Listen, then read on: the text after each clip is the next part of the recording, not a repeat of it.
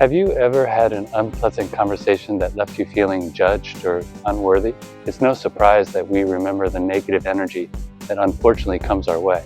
And it can be hard to shake those reprimands or impatient words, especially at times when we are in the process of learning or figuring things out. It's becoming quite clear at this stage of my life that I have often let myself be subjected to what mindfulness teachers call the judgment trap. Whether long ago on the athletic court or even later on when beginning my work in new settings, there were certain people of influence who would sometimes be quick to judge or question or criticize, and these words made it difficult to do what was right for me and others in my care.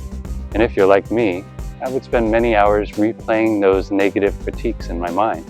Over time, this created an insatiable drive to exceed the expectations of others, which goes a long way in a world full of need, but also creates an unmistakable inner anxiety that says, I will never be able to do enough.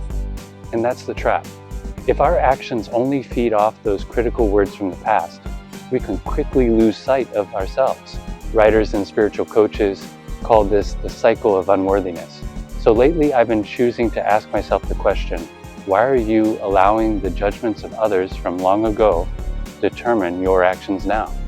And if you strive to provide compassion towards others in your work, wouldn't it be best if it comes from a place of worth rather than shame?